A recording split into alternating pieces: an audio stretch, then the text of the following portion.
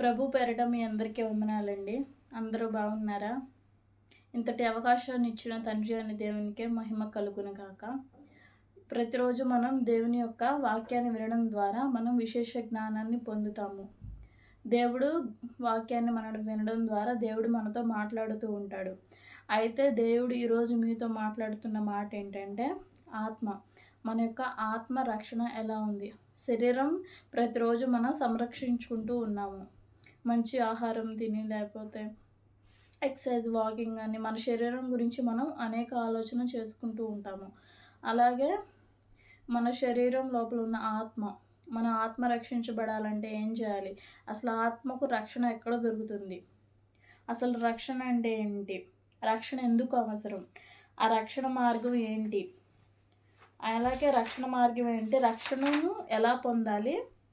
అలాగే రక్షణ పొందిన జీవితాలు ఎలా ఉన్నాయో మనం ఇప్పుడు తెలుసుకుందాము. ముందుగా అసలు రక్షణ అంటే ఏంటో తెలుసుకుందాము. అసలు ఆ రక్షణ ఎందుకు అవసరమో, ఆత్మరక్షణ అంటే ఏంటో తెలుసుకుందాము. మత్తయి సువార్త 16వ అధ్యాయం 26వ వచనం మనం చూసుకున్నట్లయితే, ఒక మనుషుడు లోకమంతయు సంపాదించుకొని తన ప్రాణమును పోగొట్టుకుంటే అతనికేమి ప్రయోజనము? ఒక మనుషుడు తన ప్రాణమునకు ప్రతిగా ఏమి ఇయ్యగలడు? ఒక మనుషుడు అంటంటే లోకమంతా సంపాదించుకున్నాడు. తనకు కావలసిన ఆస్తి, ఐశ్వర్యము, డబ్బు, హోదా, పుట్టినది మొదలుకొని ప్రతిదీ, బాల్యంలో అలాగే పెద్దవాడైన తర్వాత అన్నీ సంపాదించుకున్నాడు. అన్నీ ఉన్నాయి, కానీ లోకమంతా సంపాదించుకున్నాడు. తన ప్రాణం పోగొట్టుకుంటే అతనికి ఏం ప్రయోజనం? అంతా సంపాదించుకున్నాడు. తన ప్రాణం పోగొట్టుకుంటే ఏంటి అతనికి ఉపయోగం? ఏమీ లేదు. అయితే అన్ని సంపాదించినా కానీ తన ప్రాణం పోగొట్టుకుంటే, రక్షణ లేకపోతే ఎక్కడికి వెళ్తాడండి? ఖచ్చితంగా నరకానికే వెళ్తాడు. ఇక్కడ రక్షణ యొక్క ప్రాముఖ్యత ఏంటంటే, ఈ లోకాన్ని అంతా సంపాదించి మనిషి చనిపోతే ఏం జరుగుతుందో? నరకానికి వెళ్తాడు. ఈ లోకాన్ని సంపాదించి పక్కన పెట్టేసి మన యొక్క ఆత్మరక్షణ మనం సంపాదించినట్లయితే, దేవుణ్ణి మనం అంగీకరించినట్లయితే, నీవు నేను ప్రకటిస్తున్న దేవుడు, అలాగే మన దేవుడు ఎవరండి? సజీవుడు. మన దేవుడిని నమ్ముకున్నట్లయితే మనం ఆయన్ని మన సొంత రక్షకుడుగా, రక్షణకర్తగా మనం అంగీకరించినట్లయితే మనం పరలోక రాజ్యానికి చేరుతాం. ఇక్కడ ఏం చెప్తున్నాడంటే, ఒక మనుషుడు పుట్టినది మొదలుకొని చనిపోయే వరకు ఈ లోకానంతా సంపాదించి తను చనిపోతే అతనికి ఏం లాభం అని దేవుడు అడుగుతున్నాడు. ఏంటి లాభం? ఏమీ లేదు. మనం చనిపోయిన తర్వాత ఏమీ తీసుకెళ్ళాం కదండి. అయితే మనకేం లాభం ఉంది? మన శరీరము దేవుడు మట్టిని తీసి దేవుని చేతులతో నిర్మించి నాశకారంధ్రంలో జీవాయువును వదలగా మనం జీవాత్మ అయ్యాము. అలాగే మన శరీరం చనిపోయిన తర్వాత మళ్ళీ మట్టిలోనే కలిసిపోతుంది. మనకేంటి మరి ప్రయోజనం? అయితే మన యొక్క ఆత్మ చనిపోయిన తర్వాత మన యొక్క ఆత్మకు ప్రయోజనం కలగాలంటే మనం రక్షకుని పొందాలి.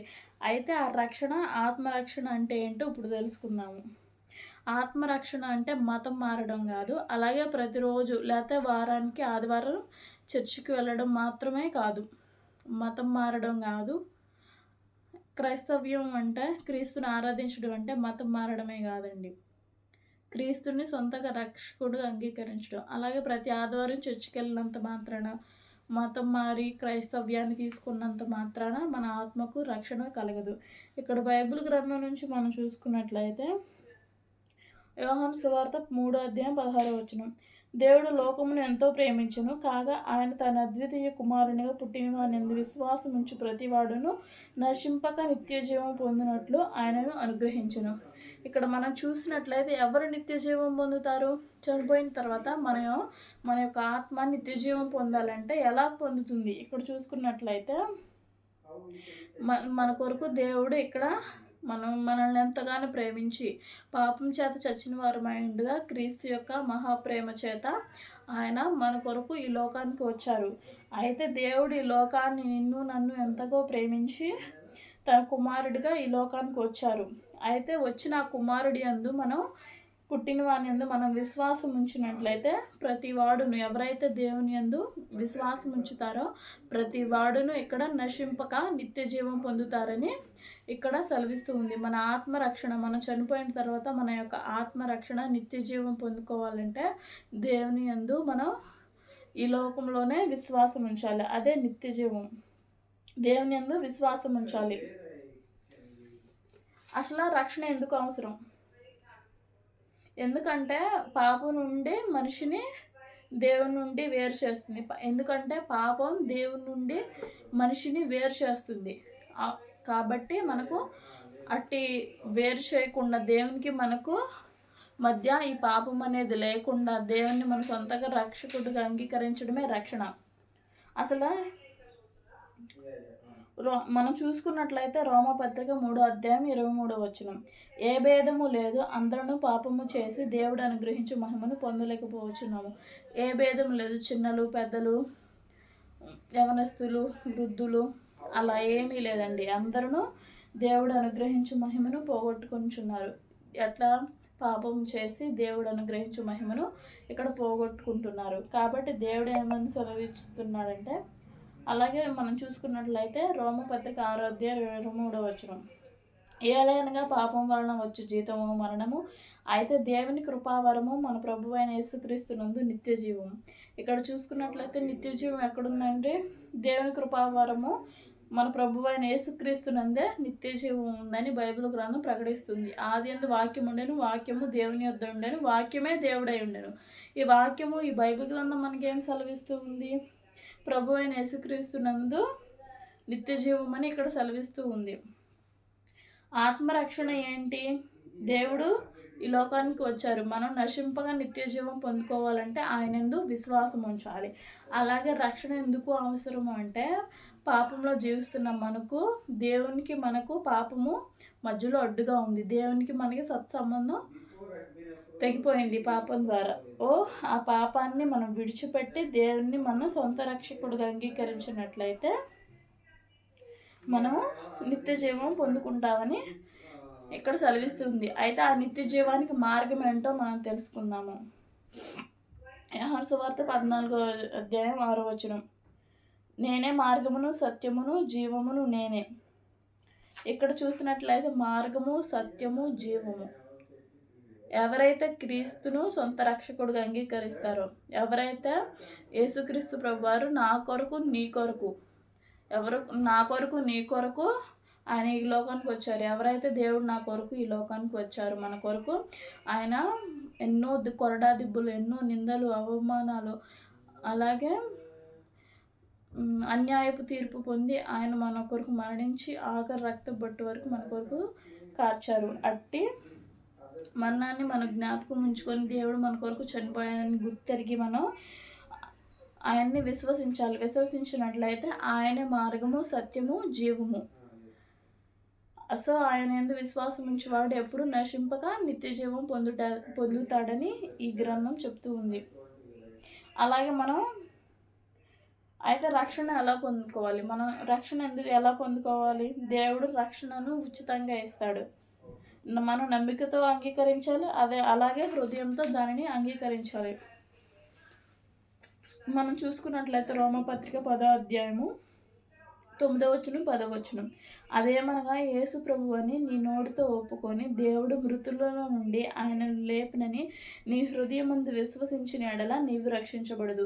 ఈ రక్షణ ఎలా వస్తుందంటే, ఎవరైతే తండ్రి అని దేవుడిని మన నోటితో ఒప్పుకోవాలి. ఆయనే నిజమైన దేవుడు, ఆయనే సజీవుడు, ఆయన మాట్లాడే దేవుడు, వినగలిగే దేవుడు, చూడగలిగే దేవుడు అని మనం విశ్వసించి మన నోటితో ఒప్పుకొని, దేవుడు మృతుల్లో నుండి దేవుడు మన కొరకు లేచాడు, మన కొరకు స్థలము సిద్ధపరచ వెళ్ళాడని, ఆయన లేపినని మనం హృదయం మంది విశ్వసించిన ఎడల మనం రక్షించబడతాము. ఎలా రక్షణ కలుగుతుంది? దేవుని మన కొరకు ఆయన మరణించి తిరిగి లేచారని నమ్మడం ద్వారా మనం రక్షించబడతాము. ఏలయనగా నీతి కలిగినట్లు మనుషుడు హృదయంలో విశ్వసించును, రక్షణ కలుగునట్లు నోటితో ఒప్పుకొనును. మన నోటితో దేవుణ్ణి సొంత రక్షకుడుగా అంగీకరించాలి.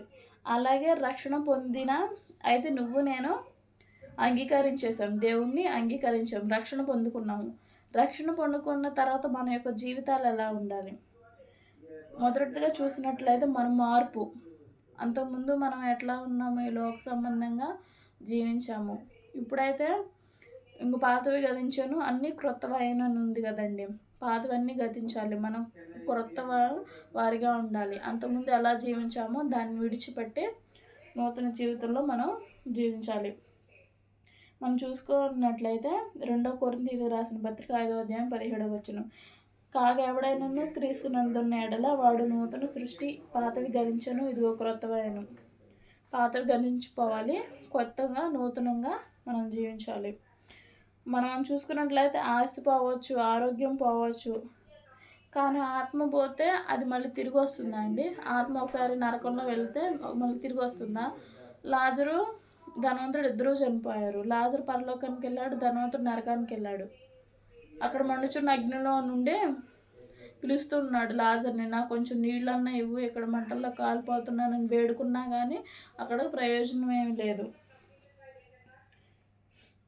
అయితే మనం ఇదిగో చూసుకున్నట్లయితే ఎప్పుడు రక్షణ పొందాలి? ఒక 10 రోజులు ఆగి పొందాలా, ఒక నెల తర్వాత ఆగి పొందాలా అని కాదు. ఇక్కడ మనం చూసుకున్నట్లయితే 2 కొరింథీయులకు రాసిన 2వ పత్రిక 6వ అధ్యాయం 3వ వచనం, ఇదిగో ఇప్పుడే మిక్కిలి అనుకూలమైన సమయం, ఇదిగో ఇదే రక్షణ దినము. ఇప్పుడే ఈ క్షణమే మిక్కిలి అనుకూలమైన సమయము, ఇదే రక్షణ దినము అని బైబిల్ గ్రంథం సెలవిస్తుంది. నేను నెల తర్వాత, 2 నెలల తర్వాత, లేదా సంవత్సరం తర్వాత, లేదా 10 సంవత్సరాల తర్వాత రక్షణ పొందుతా అని కాదు, కానీ ఇదే మిక్కిలి అనుకూలమైన సమయం అని దేవుడు హెచ్చరిస్తూ ఉన్నాడు. ఇక్కడ మనం చూసుకున్నట్లయితే ఆత్మరక్షణ ఎలా కలుగుతుంది? దేవుని యందు విశ్వాసం ఉంచుట చేత కలుగుతుంది. అసలు రక్షణ అంటే ఏంటి? మతం మారడం కాదు, క్రైస్తవ మతాన్ని స్వీకరించడం కాదు, అలాగే ప్రతిరోజు చర్చికి వెళ్ళడం కాదు, దేవుణ్ణి మన సొంత రక్షకుడిగా అంగీకరించడం. రక్షణ ఎందుకు అవసరం అంటే, దేవునికి నీకు నాకు మధ్య పాపం అడ్డుగా ఉంది. ఆ పాపాన్ని మనం ఒప్పుకొని దేవుణ్ణి మనం సొంత రక్షకుడిగా అంగీకరించడం. అయితే ఆ రక్షణకు మార్గం ఏంటంటే, దేవుడు ఆ రక్షణకు మార్గం, నేనే మార్గమును సత్యమును జీవమని చెప్పాడు. అయితే ఆ రక్షణను మనం ఎలా అంగీకరించాలి? దేవుణ్ణి మన సొంత నోటితో మనం ఒప్పుకొని దేవుని మన హృదయమందు దేవుని పట్ల మనం విశ్వసించాలి. అలాగే విశ్వసించిన మనం, రక్షణ పొందిన మనం ఎలా జీవించాలి? కొత్త మార్పును కలిగి ఉండాలి.